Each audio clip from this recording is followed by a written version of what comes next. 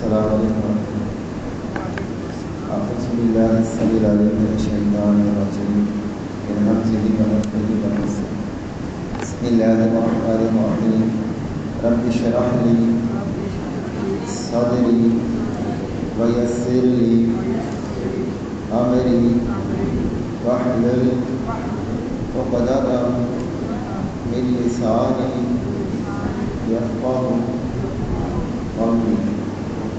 سورۃ بقرہ آیت نمبر 102 تک ہم نے پڑھا تھا، آج انشاءاللہ آیت نمبر 103 سے پڑھیں گے۔ میں وَلَوْ أَنَّهُمْ آمَنُوا، اور اگر بے شک وہ ایمان لاتے، وَاتَّقَوْا، اور تقوی اختیار کرتے۔ اس کی بات ہو رہی ہے بنی اسرائیل کی، اہل کتاب کی، یہودیوں کی، کہ وہ تورات بھی پڑھتے تھے، نبی علیہ السلام کو پہچان بھی لیا تھا۔ اگر وہ ایمان لے آتے، مان لیتے، تسلیم کر لیتے، صرف ایمان نہیں لاتے بلکہ تقوی کی روش اختیار کرتے، اللہ سے ڈرتے، لَمَثُوبَةٌ مِنْ عِنْدِ اللَّهِ، البتہ ثواب ملتا اللہ کے ہاں سے۔ اگر اس روش کو اختیار کرتے تو اللہ کے یہاں اجر پاتے۔ ثواب کا معنی ہوتا ہے کہ کسی چیز کا فائدہ، عبادت کا فائدہ حاصل کرنا۔ اللہ تعالیٰ آپ سے راضی ہوتے اور آپ کو فوائد دے، آخرت کے فوائد، اخروی فوائد اللہ تعالیٰ آپ کو دے۔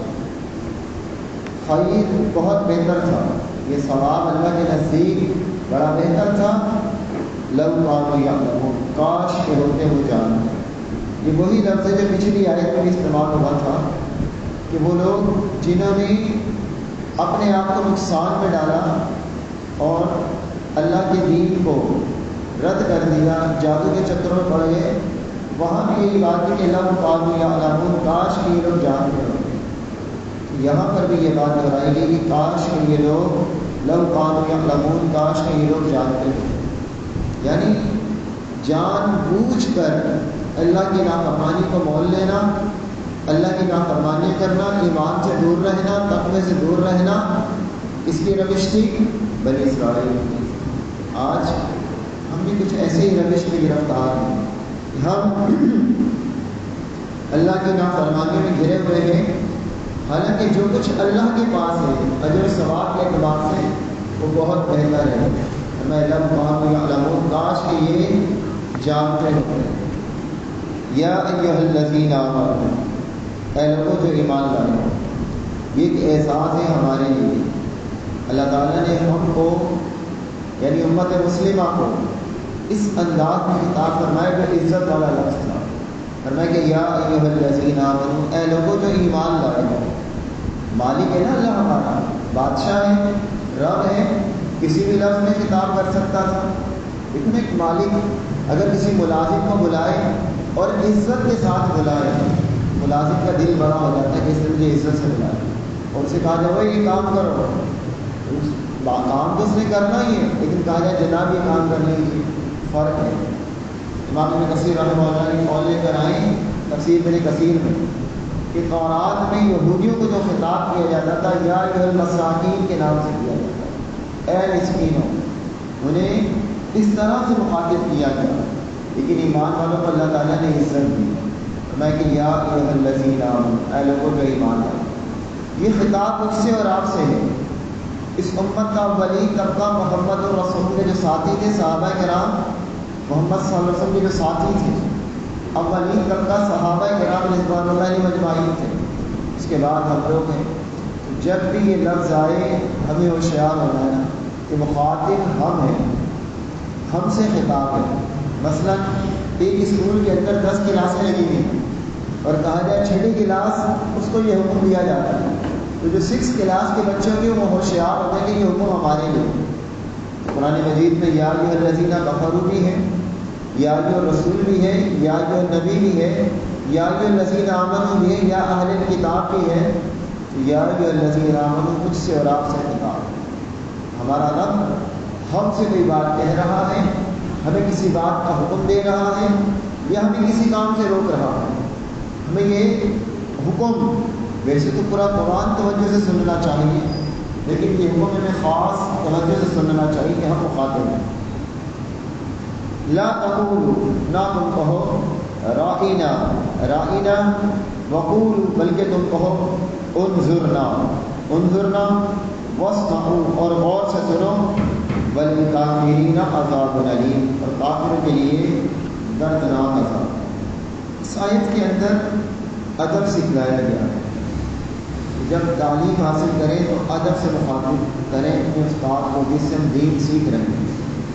رائنا کا مطلب ہوتا ہے کہ ہماری طرف توجہ کیجیے، ہماری طرف دیکھیے، ہمیں رعایت دیجیے، اور انظر کا مطلب ہوتا ہے کہ ہمارے حال پر نظر کیجیے، ہماری طرف نظر کیجیے۔ رائنا ہماری طرف رعایت کیجیے، ہمیں رعایت دیجیے۔ یہودی جو تھے وہ ہر پہلو پر چاہتے یہ تھے کہ اسلام کی تذلیل کریں، اسلام کو نیچا دکھائیں۔ رائنا اصل میں کہنے کی عبرانی زبان کا لفظ ہے۔ رائنا کا مطلب بھی یہی ہوتا ہے کہ ہماری طرف توجہ کیجیے، ہمیں رعایت دیجیے۔ لیکن یہودی من الذین ہادوا یحرفون الکلم عن مواضعہ، اللہ فرماتا ہے کہ جو یہودی تھے وہ کلمہ ادا کرتے ہوئے زبان کو گھما دیتے تھے۔ سورہ نساء کی آیت نمبر 46 آگے آئے گی بات، وہ یہی کلمہ جب وہ رائنا کہتے تو رائنا کے جگہ کہتے رائنا، اس کو آئین کے نیچے زیر کو کھینچ لیتے تھے۔ رائنا کا مطلب ہوتا ہے کہ ہماری طرف توجہ کیجیے۔ ہمیں تو ادب سکھلایا جا رہا ہے کہ آپ استاد کے سامنے بیٹھے ہیں، استاد آپ کی تربیت کر رہا ہے۔ دیکھیں ایک ہوتا ہے جسم کی تربیت والدین کر رہے ہیں، وہ آپ کی بیماری کا، آپ کے لباس کا، آپ کے خوراک کا خیال کون رکھتا ہے؟ ہمارے والدین کرتے ہیں۔ ایک ہوتی ہے روح کی تربیت، روح کی تربیت ہمارے اساتذہ کرتے ہیں، ہمارے اخلاق کا، ہمارے کردار کا، ہماری ذہن سازی، ہمارے دین کا، ہمارے تقوی کی طرف لانے کا، یہ ہمارے اساتذہ کرتے ہیں۔ اسلام ہمیں ادب سکھلاتا ہے، اسلام ہمیں یہ نہیں سکھلاتا کہ ہم بے ادبی سے دین سیکھیں یا پڑھیں۔ امام مالک رحمہ اللہ مسجد نبی میں بیٹھے ہوتے تھے اور صحابہ کو حدیث پڑھا رہے ہیں۔ امام مالک 94 ہجری میں پیدا ہوئے تھے۔ نبی صلی اللہ علیہ وسلم کی حدیث ہے مسند عبد الرزاق کے اندر کہ لوگ علم کی تلاش میں نکلیں گے، مدینے سے بڑا عالم انہیں کوئی نہیں ہے، مدینے سے بڑا عالم کوئی نہیں ہے۔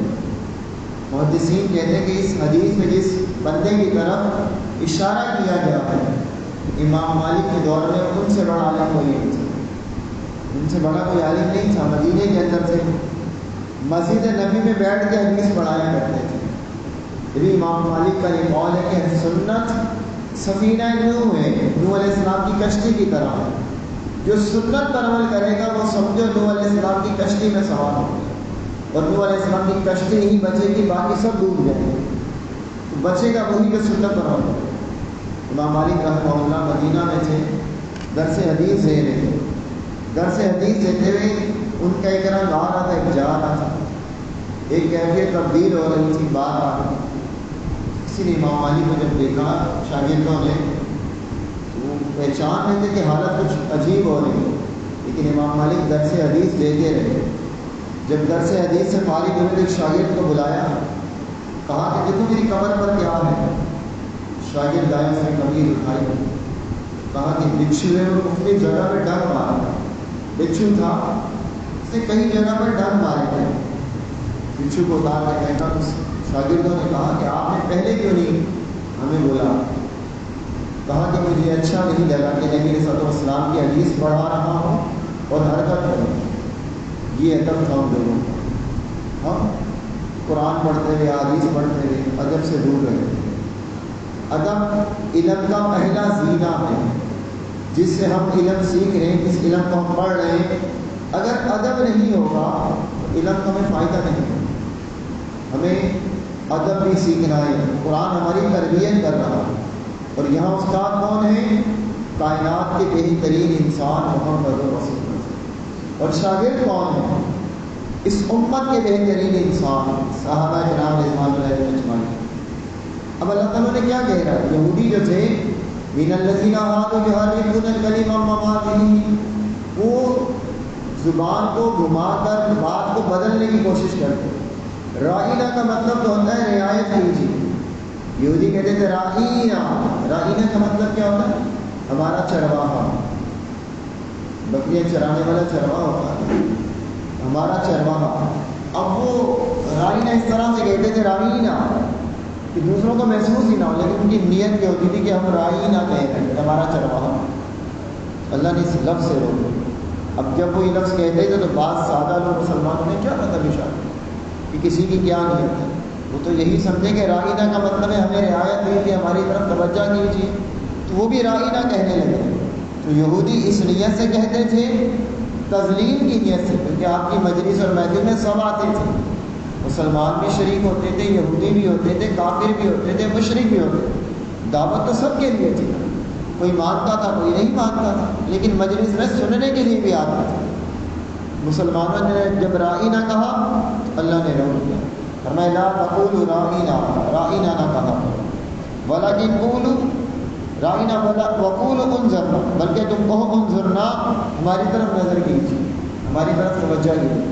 بظاہر کوئی شخص یہ کہ دونوں کا مطلب ایک ہی، لیکن اس مطلب میں ذو معنی لفظ تھا، وہ ڈبل معنی آ رہا تھا، دوسرا معنی غلط تھا.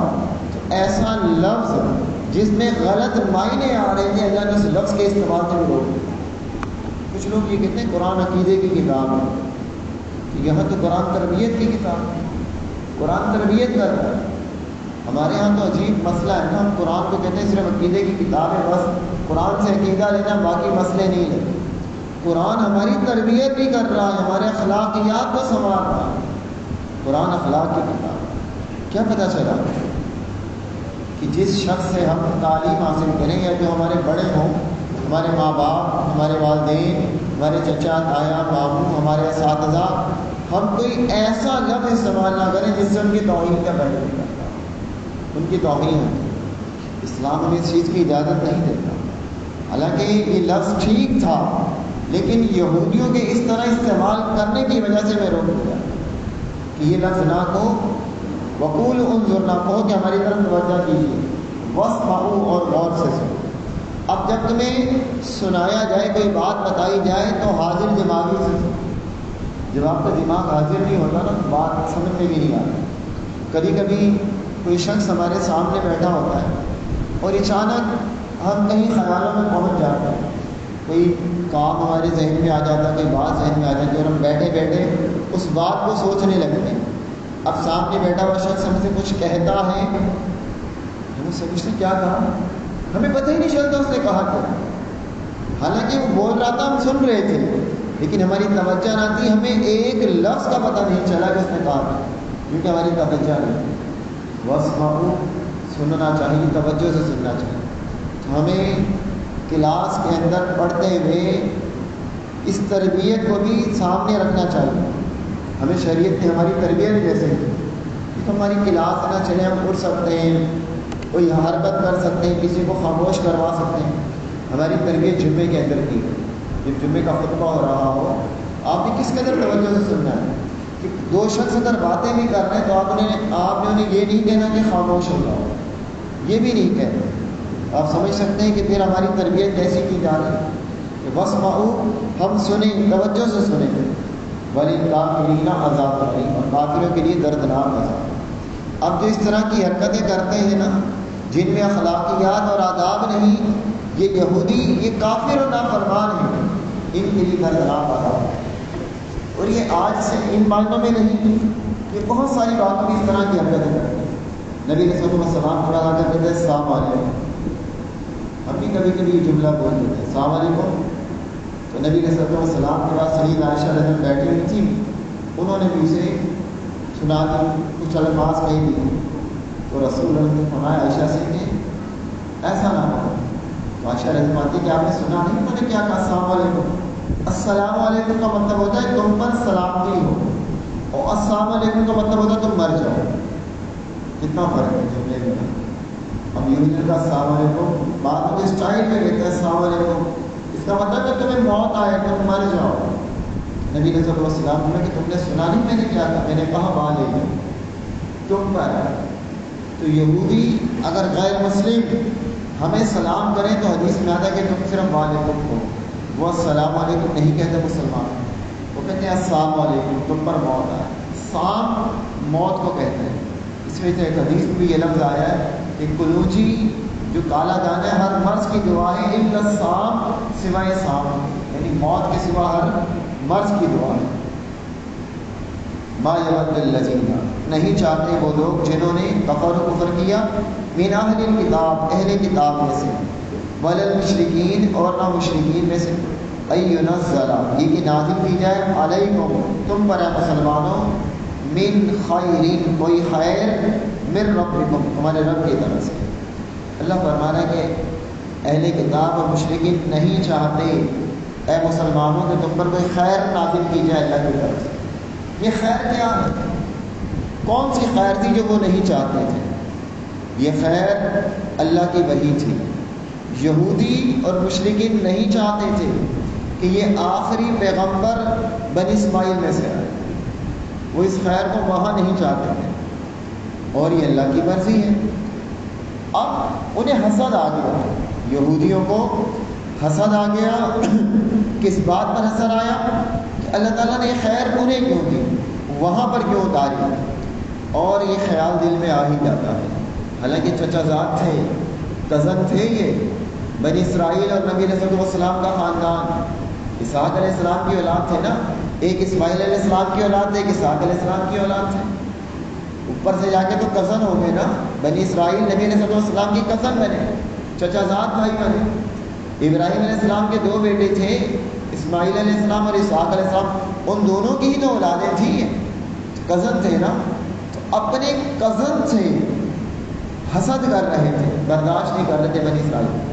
اور حسد ہوتا ہی اپنوں سے، حسد ہوتا ہی اپنوں سے، غیروں سے نہیں ہوتا۔ آپ کا بھائی، آپ کا کوئی چچا زاد، ماموں زاد اللہ تعالیٰ سے کوئی نعمت دے دے تو یہ خیال آتا ہے کہ ہمیں کیوں نہیں ملی، اور باہر والے کو کچھ بھی ملتا ہے کچھ نہیں ہوتا۔ لیکن اب باہر سینکڑوں لوگ ہیں، اجنبی لوگ، انہیں کچھ بھی ملتا رہے ہم کوئی پرواہ نہیں کرتے، لیکن اپنے کسی رشتہ دار کو کچھ مل جائے تو ہمیں ہوتا ہے کہ ہمیں کیوں نہیں ملا۔ اللہ تعالیٰ نے یہ بات ارشاد فرمائی کہ یہ چاہتے ہیں کہ جو اللہ تعالیٰ نے تم پر مسلمانوں خیر نازل کی ہے، یہ چاہتے تھے کہ تم پر نازل نہ کی جائے، یہ خیر تم پر نازل نہ ہو، یہ حسد کر رہے تھے۔ واللہ یختص برحمتہ من یشاء، اور اللہ خاص کرتا اپنی رحمت کے ساتھ اسے چاہتا ہے۔ یہ اللہ کی رحمت ہے۔ اللہ کی رحمت کیا ہے؟ قرآن۔ اللہ کی رحمت کیا ہے؟ اللہ کی وحی۔ اللہ اس رحمت کے ساتھ بندوں کو خاص کرتا ہے۔ نبی علیہ السلام کو اللہ نے خاص کیا نا قرآن دے کر۔ یہی بات سورہ یونس میں بھی اللہ تعالیٰ نے فرمائی۔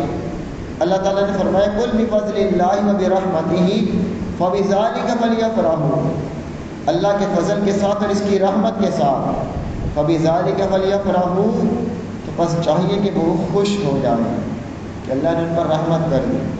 قل هو خیر مما یجمعون، یہ بہت بہتر ہے، سورہ یونس کی آیت ہے، قل هو خیر مما یجمعون، یہ بہت بہتر ہے جو لوگ جمع کر رہے ہیں۔ دنیا کے مال سے بہتر کیا ہے؟ قرآن کے ساتھ اللہ آپ کو خاص کر دے، قرآن کے ساتھ اللہ آپ کو خاص کر دے۔ دیکھیے اللہ کی توفیق ہے کہ آپ کو اللہ نے توفیق دے دی، آپ گھروں میں بیٹھے رہتے ہیں، وقت کو ضائع کر رہے ہوتے ہیں، اللہ تعالیٰ نے آپ کو اپنی کتاب کے ساتھ جوڑ دیا۔ واللہ یختص برحمتہ من یشاء، اللہ خاص کرتا ہے جس کو چاہتا ہے اپنی رحمت۔ یہ اللہ کی رحمت ہے، یہ کتاب اللہ کی رحمت ہے، یہ اللہ کی وحی اللہ کی رحمت ہے۔ ہم گھروں میں تھے، ہم بازاروں میں تھے، ہم کارخانوں میں تھے، اللہ نے ہمیں اس کتاب کے ساتھ جوڑ دیا۔ یہ اللہ کا فضل ہے۔ کوئی میڈیکل کالج میں کسی کو داخلہ مل جاتا ہے، کسی کو انجینئرنگ کالج میں داخلہ مل جاتا ہے، وہ سمجھتے ہیں کہ میری ترقی ہوگی، کسی کو کوئی مال جمع کرتا ہے، لیکن اللہ فرماتا ہے کہ خیر مما یجمعون، جو تم جمع کر رہے ہو اس سے بہتر یہ ہے۔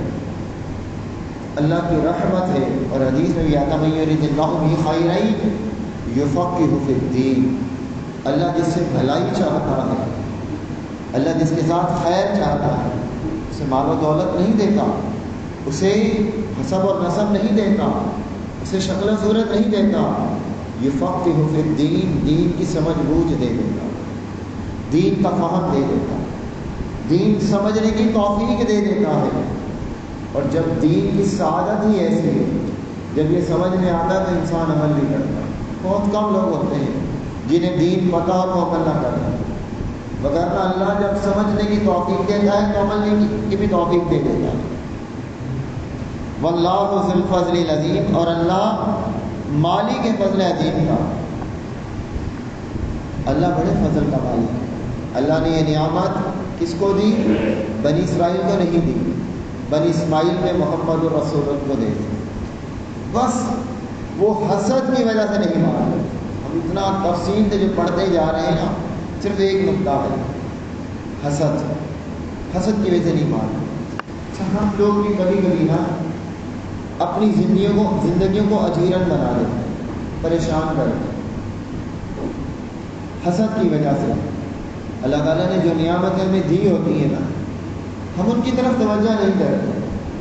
جو نعمتیں ہمارے پاس نہیں ہوتی، ہمارے رشتہ داروں کے پاس ہوتی ہیں، وہ ہمیں بے چین کر رہی ہوتی ہے۔ میرے بھائی کے پاس گھر ایسا ہے، میری دیورانی کے پاس یہ ہے، میری نند کے پاس یہ ہے، میری بھابھی کے پاس یہ ہے، میرے دوست کے پاس یہ ہے، میرے پاس نہیں۔ میرے پاس جو کچھ ہے میں دیکھوں بہت سارے لوگوں کے پاس وہ بھی نہیں ہے۔ ہم حسد کی وجہ سے اپنے آپ کو پریشان کرتے ہیں۔ یہ ایسے ہی ہے جیسے آپ کے پاس 10 کلو ٹماٹر ہوں جو خراب ہوں، گلے سڑے ہوں۔ اب آپ 10 کلو ٹماٹر میں آپ کو دے دوں تو آپ اس کو اٹھائیں اور گھومتے رہیں۔ اب ایک دن تو گھوم لیں گے، کبھی ساتھ میں پکڑیں گے، کبھی ساتھ میں پکڑیں گے۔ دوسرے دن کیا ہوگا، ان ٹماٹروں میں سے بدبو بھی آنے لگ جائے گی اور زیادہ اذیت ہوگی۔ پہلے تو آپ خالی وزن برداشت کر رہے تھے، پھر آپ نے وزن کے ساتھ ساتھ بدبو بھی برداشت کی۔ ایک دو دن تو آپ گھوم لیں گے، پھر کیا ہوگا، آپ تھک جائیں گے۔ آپ بولیں گے پورا دن میں بس ان کو اٹھا کر گھومتا ہوں، جہاں بھی جاتا ہوں مجھے ان کو اٹھانا پڑتا ہے۔ آپ کا جسم بیمار ہو جائے گا۔ جب آپ گندگی اور غلاظت اور وزن جسم پر ڈالتے ہیں تو جسم بیمار ہو جاتا ہے۔ اسی طرح یہ جو باتیں ہوتی ہیں نا، یہ ہماری روح کو بیمار کرتی ہیں، ہم ڈپریشن کا شکار ہو جاتے ہیں۔ ہم ان باتوں کو اپنی ذہن پر سوار کرتے ہیں کہ فلاں نے یہ کیا، فلاں نے یہ کیا، پھر منفی سوچتے ہیں اور اتنا سوچتے ہیں کہ ہر وقت سوچوں میں گم رہے۔ نماز میں بھی سوچ رہے ہوتے ہیں، واش روم میں بیٹھے وہاں بھی سوچ رہے ہیں، کسی کے ساتھ بیٹھے ہوئے تو سوچوں میں گمے، میں خیال ہی نہیں دوسرا بول کیا ہے۔ تو یہ باتیں ہمیں ڈپریشن کا مریض بنا دیتی ہیں۔ جیسے وہ ٹماٹر بدبو دار اور سڑے ہوئے تھے، وہ ہمیں تکلیف دے رہے تھے، اس کا حل کیا تھا؟ ان ٹماٹروں کو رکھ دیا جائے، بس ہم آسانی میں آ جائیں گے، راحت میں آ جائیں گے۔ ان باتوں کو ذہن سے نکال دیں، ہماری روح بھی آسانی میں آ جائے گی۔ جب آپ ان باتوں کی طرف توجہ نہیں دیں گے نا کہ لوگ کیا کہہ رہے ہیں، پھر آپ کو بھی پریشان ہیں۔ دیکھیں محمد رسول اللہ کی مثال ہمارے لیے بہترین۔ نبی علیہ الصلوۃ والسلام کی سیرت ہم پڑھتے ہیں، بعض لوگ آپ کو مذمم کہتے تھے۔ مذمم کا مطلب ہے مذمت کیا گیا۔ آپ کا نام تھا محمد صلی اللہ علیہ وسلم، اس کا مطلب ہے تعریف کیا گیا، لیکن لوگ آپ کا نام بگاڑتے تھے۔ آپ نے کسی کو کوئی جواب نہیں دیا۔ سید عائشہ رضی اللہ عنہا نے ایک بار جواب دیا تو نبی علیہ الصلوۃ والسلام نے کو سمجھایا کہ تم کیوں کہہ رہے ہیں؟ کہا کہ وہ دیکھیں آپ تو یہ کہہ رہے ہیں۔ کہا مجھے نہیں کہہ رہے، وہ مذمم کو کہہ رہے ہیں، میں محمد ہوں۔ آپ نے توجہ ہی نہیں دی، آپ نے کہا وہ کہہ رہے ہیں مذمم ایسا ہے، میں تو محمد ہوں صلی اللہ علیہ وسلم۔ پھر لوگ آپ کو جادوگر کہتے تھے، شاعر کہتے تھے، دیوانہ کہتے تھے، مجنون کہتے تھے، یہ سارے القاب قرآن نے ہمیں بتائے، لیکن کسی حدیث میں ہمیں ایک جملہ بھی ایسا نہیں ملا کہ نبی رسول اللہ صلی اللہ علیہ وسلم نے کہا کہ میں شاعر نہیں ہوں، میں مجنون نہیں ہوں، میں دیوانہ نہیں ہوں، میں نعوذ باللہ پاگل ہوں۔ کبھی بھی آپ نے یہ لفظ نہیں کہے۔ کیوں؟ آپ ان باتوں کی طرف توجہ ہی نہیں دیتے تھے، لوگ کہہ رہے ہیں۔ اگر ہم بھی اپنا ذہن ایسا بنا لیں کہ جو لوگ کہہ رہے ہیں کہنے تو ہمیں کیا فرق پڑتا ہے، لیکن ہم تو لوگوں کے جملوں پر پریشان ہو جاتے ہیں، تو اس نے یہ کہہ دیا، اس نے یہ کہہ دیا، بس پھر ہماری زندگی ڈپریشن کا شکار ہوتا ہے، ہم نفسیاتی وسائل میں لگ جاتے ہیں۔ آپ تھوڑا سا ریلیکس ہو کر دیکھیں، لوگوں کی باتوں سے لوگ پریشان ہوں گے کہ یہ پریشان کیوں نہیں ہو رہا، وہ کہنا ہی چھوڑ دیں گے۔ آپ اپنے آپ کو ریلیکس رکھیں، آپ کو کوئی شخص برا لفظ کہے، برے الفاظ کہے، آپ مسکرا دیں، تھوڑا سا مشکل ہے لیکن آپ کے لیے زندگی کے لیے سہل اور آسان۔ یہودی دیکھیں کس طریقے سے کیا جملے کہتے ہیں نبی علیہ السلام کے متعلق، لیکن آپ کوئی توجہ نہیں دیتے۔ اللہ ہمیں ادب سے خلاف رہا ہے۔ ما ننسخ من آیت، جو ہم منسوخ کرتے ہیں من آیت کوئی آیت، اور منسیہا یا ہم اسے بھلا دیتے ہیں، ناتی تو ہم لے آتے ہیں بخیر منہا بہتر اس سے، او مثلہا یا اس کی مثل ہی۔ الم تعلم کیا نہیں آپ نے جانا ان اللہ علی کل شیء قدیر کہ بلا شبہ اللہ تعالیٰ اوپر ہر چیز کے خوب قادر ہے۔ یہودیوں کا ایک اعتراض اس کا جواب دیا تھا۔ اللہ تعالیٰ فرما رہا ہے کہ ہم اس آیت کو منسوخ کر دیتے ہیں یا بھلا دیتے ہیں۔ پہلے تو یہ بات ذہن میں رکھیں کہ اللہ کی مرضی ہے، اللہ تعالیٰ بادشاہ ہے، بادشاہ کوئی بھی حکم دے سکتا ہے، پھر کسی بھی حکم کو منسوخ کر سکتا ہے۔ مطلب اللہ نے ایک حکم دیا، اس کا یہ مطلب نہیں ہوتا کہ اللہ کو دوسرا حکم اس سے بہتر لگا، نہیں، وہ پہلا حکم اس وقت کے اعتبار سے لوگوں کے لیے بہتر تھا۔ جب دوسرا حکم آیا تو وہ دوسرا حکم اس وقت کے اعتبار سے لوگوں کے لیے بہتر تھا۔ اللہ تعالیٰ جب احکامات نازل ہو رہے ہوتے تو اللہ تعالیٰ احکامات کو بدلتا بھی رہا ہے۔ اس کی مثالیں قرآن مجید سے بھی میں بھی آپ کو دیتا ہوں انشاءاللہ۔ لیکن کچھ باتیں اللہ بھلا بھی دیتا تھا۔ نبی علیہ السلام پڑھتے تھے اور بھول جاتے تھے، اللہ تعالیٰ بھلا دیتا ہے۔ یہ ہم پتہ کہاں پڑھتے ہیں؟ سورہ اعلیٰ میں ہمارے جملے سنتے ہیں سَنُقْرِئُكَ فَلَا تَنْسَىٰ، آپ تلاوت کریں گے اور بھولیں گے نہیں، اِلَّا مَا شَاءَ اللہ، مگر وہ جو اللہ چاہتا ہے۔ آیت کا معنی اور مفہوم واضح ہو رہا ہے کہ اللہ تعالیٰ کوئی حکم دے کر بھلا دیتا تھا، اللہ کی مرضی، یا اللہ تبدیل کر دیتا تھا، یہ بھی اللہ کی مرضی، بھلا دے یا بدل دے۔ اچھا، اب یہ بات یہودیوں کا جواب ہے۔ ان کا اعتراض کیا تھا؟ ان کا اعتراض دو اعتراض تھے۔ ایک اعتراض تو یہ تھا کہ تورات اگر اللہ کی طرف سے ہے اور قرآن بھی اللہ کی طرف سے ہے، جب تورات اللہ کی طرف سے آتی تھی تو قرآن کیوں آیا؟ یہ ان کا اعتراض تھا کہ یہ قرآن تو دوسرے مسائل بیان کرتا ہے اور تورات میں مسائل دوسرے ہیں، تو قرآن کیوں آیا ہے؟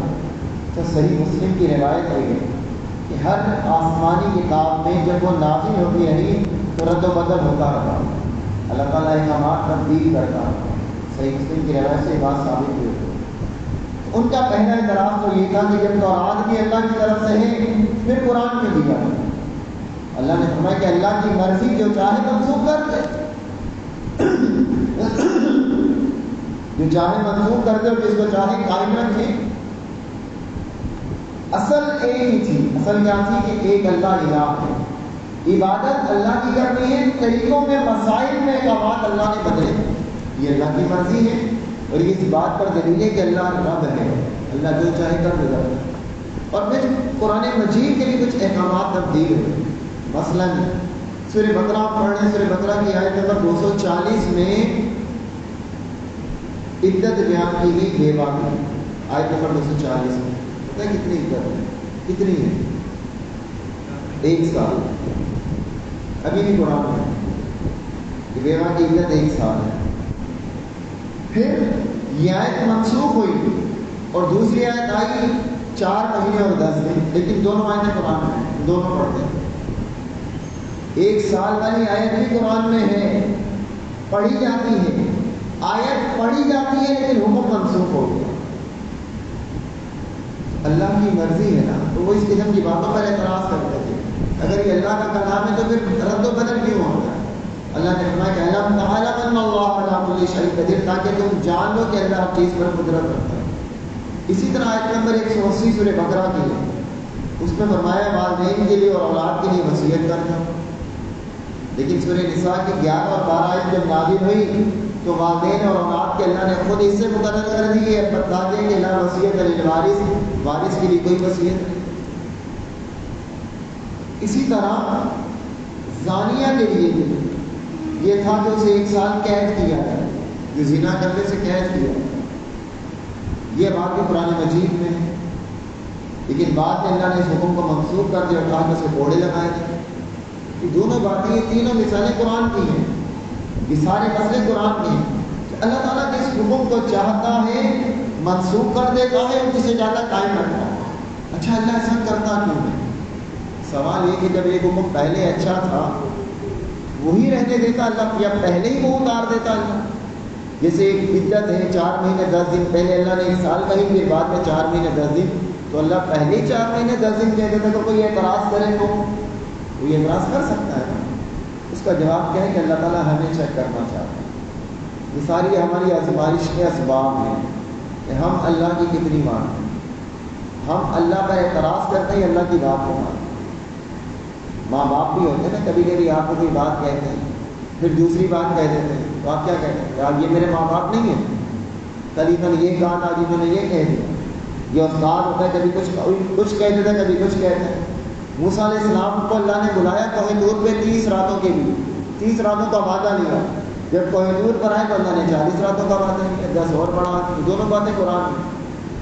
تو اللہ کی مرضی ہے۔ موسیٰ علیہ السلام نے تو نہیں کہا کہ پہلے 30 کا لیا تب 40 کا لے، 30 پہلے ہی 40 کا لے لیتے سیدھا سیدھا۔ تو یہ اللہ تعالیٰ چیک کرتا ہے کہ کون اللہ کی مانتا ہے، کون اللہ کی نہیں مانتا۔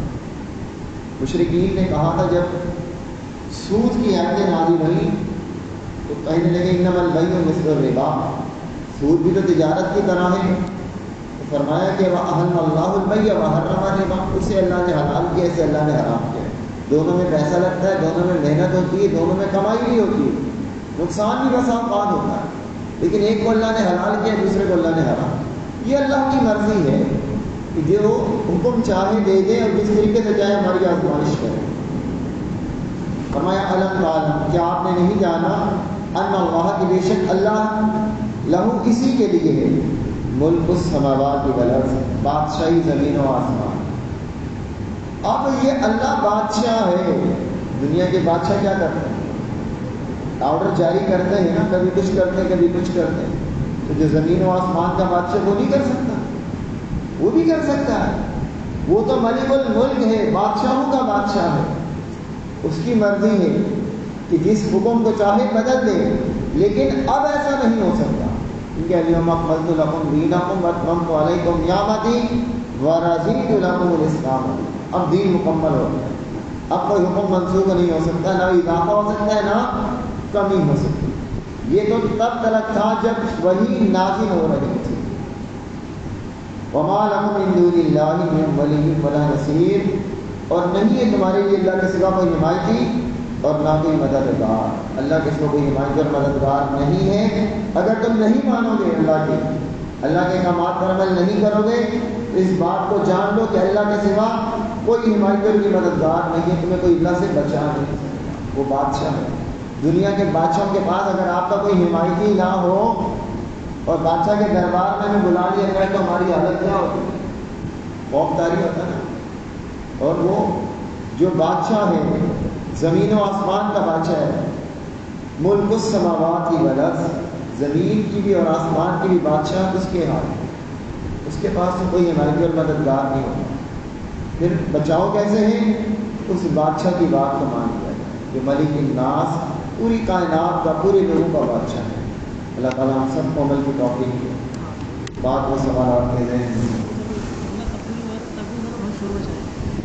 ہاں قبلہ تبدیل ہوا تھا جب بھی انہوں نے شوق لگایا تھا کہ کیوں بدل دیا، اس پر بھی اللہ تعالیٰ نے فرمایا تھا سیقول السفہاء من الناس، بے وقوف لوگ کہیں گے کس چیز سے بھی قبلے سے تبدیل کیا۔ اصل میں جو قبلہ تبدیل ہوا تو نبی علیہ السلام کی چاہت تھی، نبی علیہ السلام کو مکہ سے محبت تھی، اور یہ بات آپ نے ہجرت کے وقت کہی بھی تھی کہ اگر میری قوم مجھے یہاں سے نہ نکال کے مجھے چھوڑ کر نہیں جاتا۔ اور نبی علیہ السلام بیت المقدس کی طرف رخ کر نمازیں پڑھتے تھے جو قبلہ اول فلسطین میں تھا۔ جب قبلہ تبدیل ہوا تو یہودیوں کے بعد بڑی ناگوار ہوئی کیونکہ ان کا قبلہ بیت المقدس تھا، اب ان کا قبلہ تبدیل ہو گیا، بیت اللہ ہو گیا۔ یہ اللہ کی مرضی، اللہ نے احکامات تبدیل کی۔ اسی طرح یہودیوں پر ناخنوں والے جانور وہ حرام کیے گئے تھے، جن جانوروں کا ناخن ہے وہ حرام ہے، ہم پر وہ حلال ہے، ہمارے لیے حلال الگ تھے، ان کے لیے حلال حرام الگ ہے۔ یہ اللہ کی مرضی ہے، ہماری آزمائش ہے کہ یہ حلال، مثلاً پہلے گدھے کا گوشت حلال تھا، بعد میں اللہ نے حرام کر دیا۔ ابھی ہماری آزمائش ہے کہ ہم اسے کھاتے ہیں یا نہیں کھاتے۔ ہمارے لیے کتا حرام ہے، ہماری یہ گھوڑا حلال ہے، اونٹ حلال ہے، یہ جانور چھپائے کچھ حلال ہے کچھ حرام ہے۔ یہ سب آزمائش کے سبب ہیں کہ کون اللہ کی مانتا ہے کون نہیں مانتا، بس اللہ چیک کرتا ہے۔ وگرنہ اللہ کا کیا بگڑتا، اگر اللہ خنزیر بھی ہمارے لیے حلال کر دیتا اللہ کا تو کوئی نقصان نہیں، اللہ کی بادشاہت میں کوئی کمی نہیں آتی۔ لیکن اللہ تعالیٰ ہمیں چیک کر رہا ہے کہ کون اللہ کی مانتا ہے کون اللہ کی نہیں مانتا۔ دعا پڑھے سبحانک اللہم و بحمدک اشہد ان لا الہ الا انت استغفرک و اتوب الیک۔